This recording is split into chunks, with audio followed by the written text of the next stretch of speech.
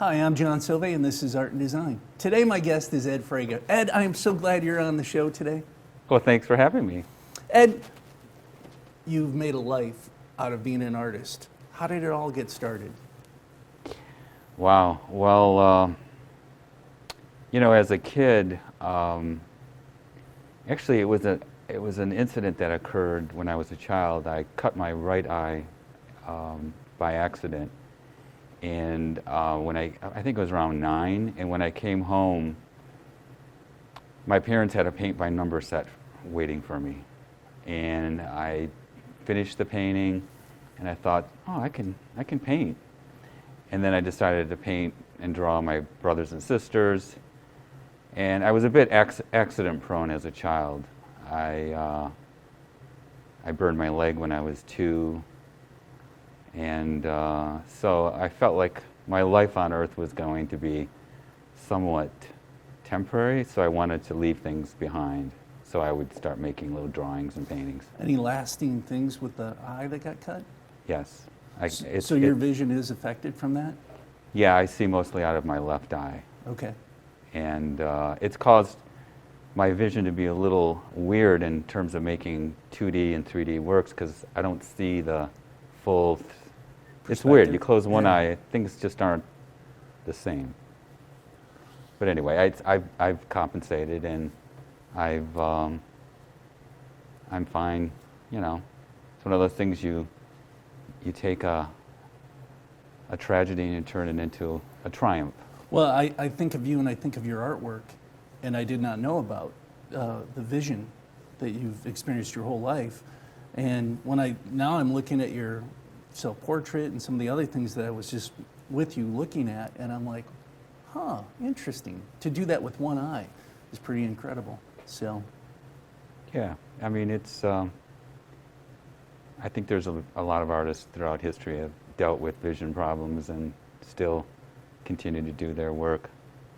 But yeah, so since childhood, and went to college, graduated Wayne State University, and been making art ever since. Had my first studio down on Gratiot and Broadway, and right next to Henry the Hatter on Gratiot and Broadway. I inquired about a building on the corner, moved in, paid $100 a month, and lived there for 5 years. By the time I moved out, the building was filled with artists, and we were all evicted because the landlord never reported it to the city. So I found my way to another studio, and I'm now working in Ferndale. in a pretty amazing studio, I might add. Yeah, it's a great building with other artists, and a friend of mine, Bert Aaron, who is a collector, and it's a great place. Great place. So we were talking a little bit about before the interview about inspirations, and you mentioned your grandparents had a heavy influence on you, who you are, and your artwork. How did that transpire? Well, my grandparents, actually, I'm wearing a T-shirt that says Michoacan to Michigan, and it's got the date. Actually, is it 1919? Yeah. My grandparents, on my father's side, came to this country, crossed the Rio Grande with 2 children, became farmers. In fact, both of my grandparents on my mother and father's side were dairy farmers in the Thumb area. And so they fled Mexico, actually Morelia, Mexico, where the butterfly migration occurs every year. So they fled in 1919, like I said, came to this country. And I have great memories of being a child on the farm, and everything from the dinners we would have with my grandparents to watching my grandma cut a chicken's head off and have it for dinner, watching the chicken walk for a few minutes after. And at the end of my grandfather's life, when I was in college, I moved in with him and took care of him. I'm wearing this mask kind of as an homage to him. He loved wrestling, loved boxing, and I would come home at night and see him watching television, watching a boxing match or a wrestling match, and he always got a kick out of it. And I'm one of 5 children, and my parents, and my oldest brother, Terry, is 10 months older. And he was the stronger one, athletic. I'm the creative one. When I was a kid, I was upstairs in my bedroom taking shoe boxes and turning them into dioramas. And my brother was out playing sports. And he always wanted me to be more athletic.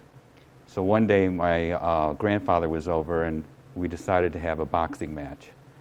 And I ended up beating my brother. And it was a great, just to see the smile on my grandfather's face, that the little guy beat the big guy. Mm-hmm. And so it was quite a thrill. Is that still an issue? No, I love my brother. He's great. And, I am who I am and he is who he is.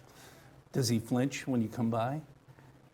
No. I didn't know if Terry was a little nervous after that bout. No, we're good. Older now, but yeah, good. Yeah, it's all good. It was a fun match. Well, this is a great opportunity to go and be able to spend your grandfather's last years with him. Was there influences from those conversations at that time that show up in your artwork? Yeah, actually, at the time, I would come home, and like I said, he would be sitting in his chair. He lived to be 91. He had Parkinson's at the end of his life, and I started doing drawings of him, and I did these really fine renderings of him just sitting in the chair, because he was a perfect model. He was sitting there, I had my pencil, and I was in classes and drawing classes, and I would draw him. And to this day, some of those drawings are my favorite. I really cherish those.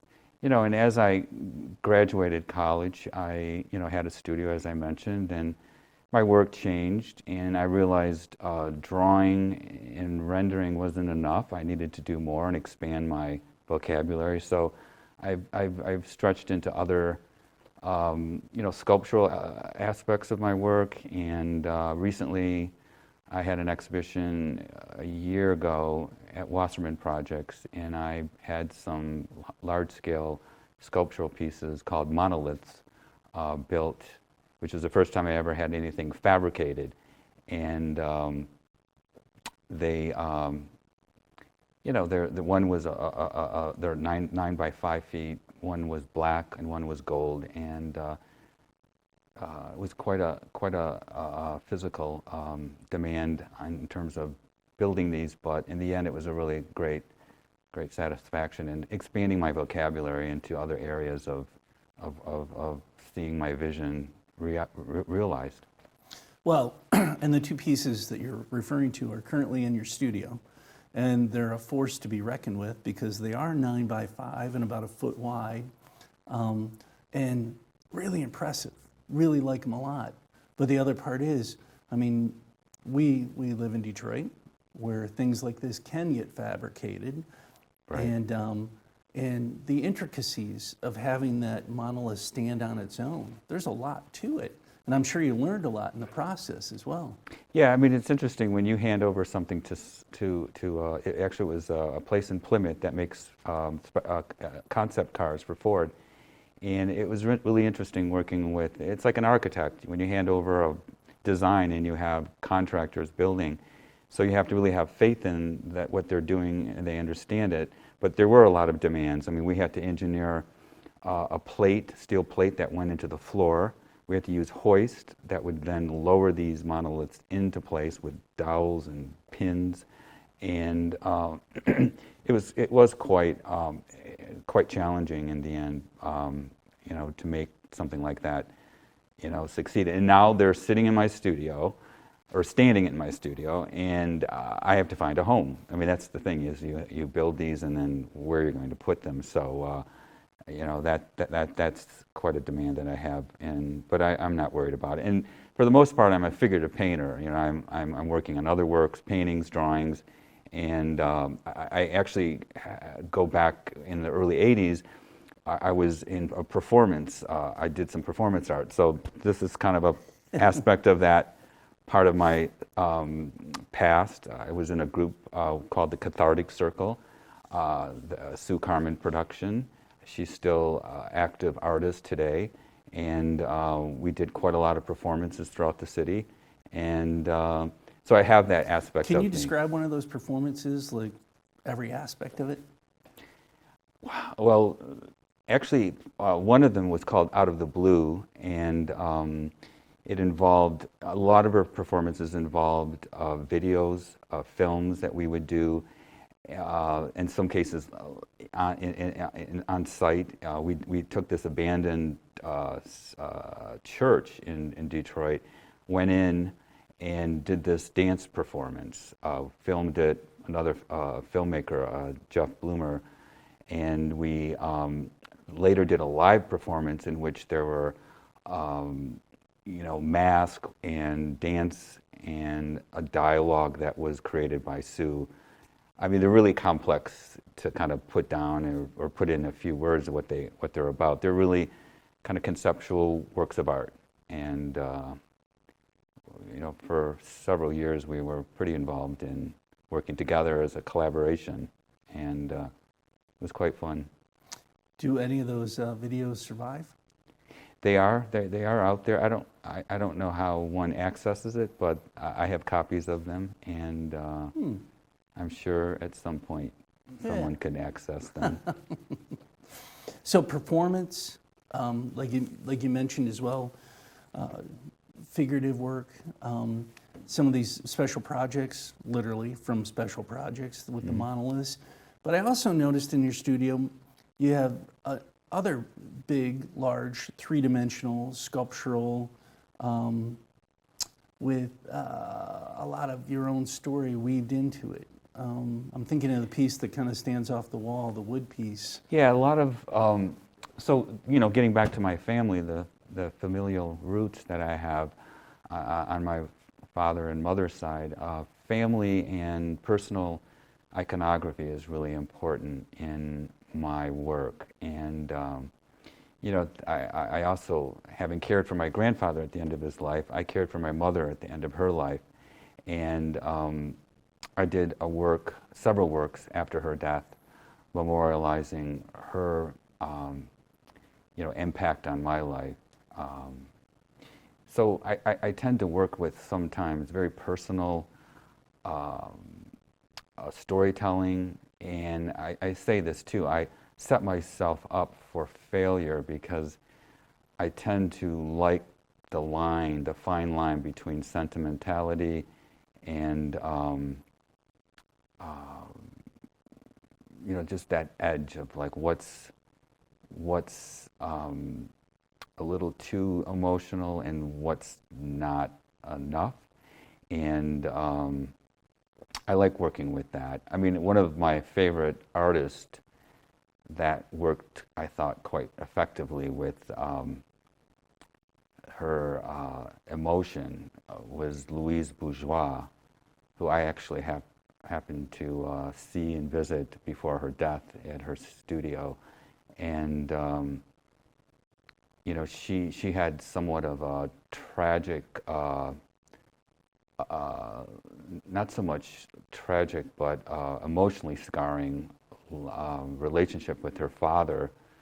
And she often talked about how her work was about that resolution, trying to resolve kind of personal anger toward him. And some of her sculpture comes out of that. And so I think for artists, a lot of emotion is what motivates us to make art, and it sort of is embedded in the work. And I think for it to really stand out for the viewer, it has to have some of that. So, yeah. Well, and I'm going to go back to the piece because it's a wall-sized piece. It's kind of off the wall, maybe 2 feet or whatever. The one that I'm referencing that's in the studio right now. Can you give us a description of what that means? Because there's inset pieces. I think there's a book inset too. Yeah, so it's, and again, I didn't, it was one of these things where I had the idea and I worked with several, John Rowland included, woodworkers and artists themselves who helped to, realize my idea. So basically they're 2 4 by 8 foot birch plywood structures, and set in one of them is a diary that my mother kept after the death of my father. And I suspended it inside of a ziggurat that I had built, so that in front of it I placed plexiglass, and so that the book was really the centerpiece. It was really a two-panel piece. On the left was the book, and to the right was a window, same size as where the diary was set in, and set in the second panel were flowers, and it's called reliquary. The diary that she kept, in order to preserve her privacy, I frosted the glass so that the viewer couldn't read the words, but you could get up to it so that there was this curiosity to go up. But once you got close, you couldn't. So as hard as you could try to see what was written, you couldn't really make it out. And you know, my mother repeated 3 sentences over and over again. And it was her way of getting over my father's death. It was like her prayer in a sense. And so I felt there was such force and energy and love put in that I wanted to honor that in this piece I made. So it's a large-scale work. It's heavy, and it's not something I can find a home for easily. So, you know, one day I think I probably will bury all of these works, do a performance, maybe wearing this mask, digging a hole. I didn't even notice the mask. Oh, yeah, I'm wearing a mask. And lower them all into the ground and let Earth take over. Well, it's what we call the sculpture problem. Your studio Yes. is getting filled quickly with these large works, which I love them. They're all amazing. And what a space to present them in, too. Yeah. It is so great. Yeah, it's a great place, and I've been there, I think, over 16, 17 years, and it's a great space. It's a sacred space that I treasure being in every day, and you know, ideas come to me, and I feel like I'm the kid playing, you know, in the playground, but I'm also the kid wrestling with this mask to make something out of nothing. And to me, that's the key to making art. It's like alchemy. It's like taking these raw materials and trying to form some kind of miracle within it. So it's fun, and I feel like I'm still a kid making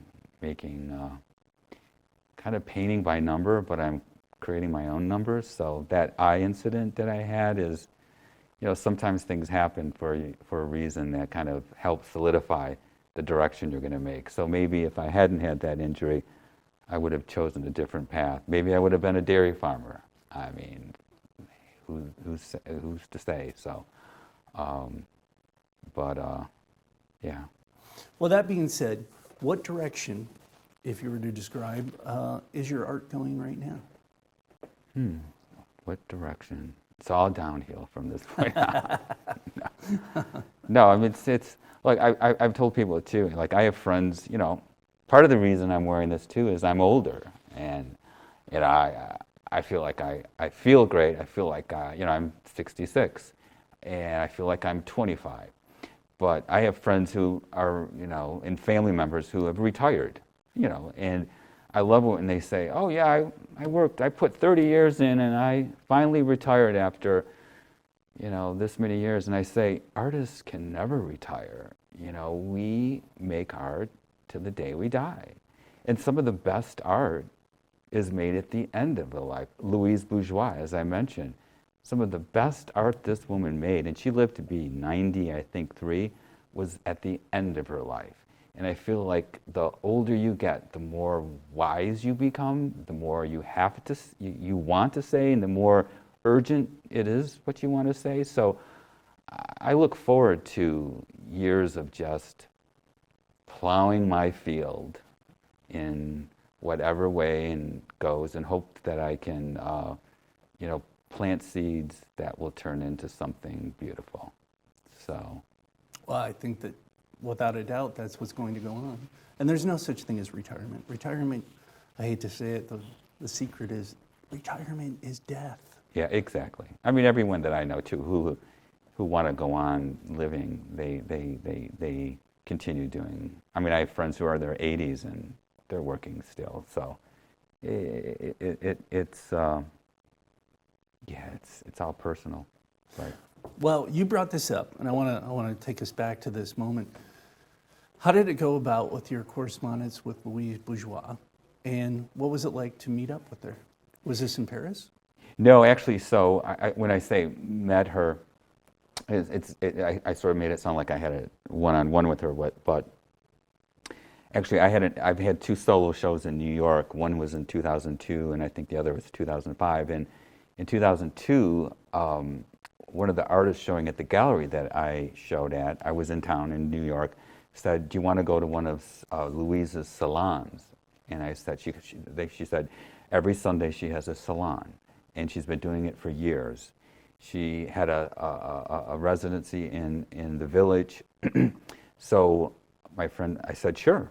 So I signed up for it, show up at her apartment on a Sunday around 3 o'clock, went to the back of the apartment where she had like a little sitting room.